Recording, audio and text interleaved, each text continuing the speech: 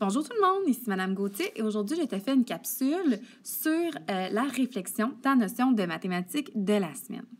Alors, qu'est-ce que c'est la réflexion?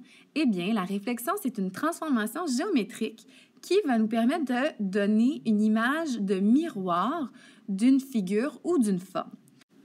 Pour effectuer une réflexion, tu as toujours besoin d'un axe de réflexion ou un axe de symétrie. On l'appelle l'axe S. Donc, tu peux le représenter par le symbole S. Et c'est toujours une ligne qui se retrouve au centre d'un quadrillage ou à côté d'une forme. Donc, alors voilà, ici, elle est en rouge sur ma forme. Donc, pour effectuer ma réflexion, c'est comme si je pliais mon papier en deux et que je dessinais ce que je vois sur l'autre côté. Donc, ma flèche qui se trouve ici va également se retrouver de l'autre côté en miroir.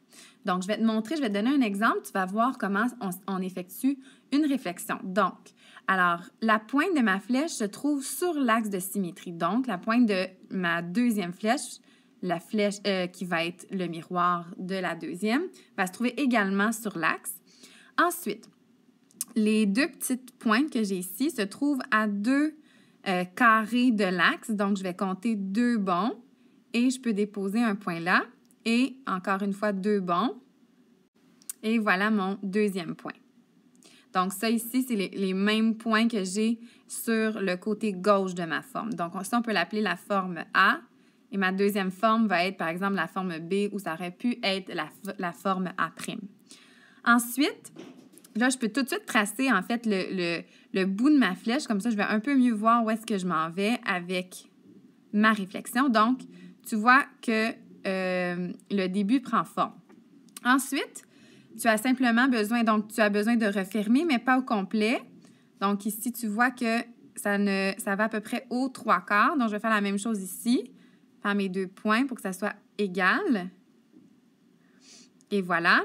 Et ensuite, le bout de ma flèche, il ne va pas complètement au bout. Donc, je vais faire la même chose de l'autre côté. Et je vais refermer ma flèche. Et voilà, j'ai effectué une symétrie de ma première flèche A. Et ma flèche B est en fait la réflexion de ma flèche A. Et voilà. Pour t'aider à faire une réflexion, tu peux utiliser plusieurs outils.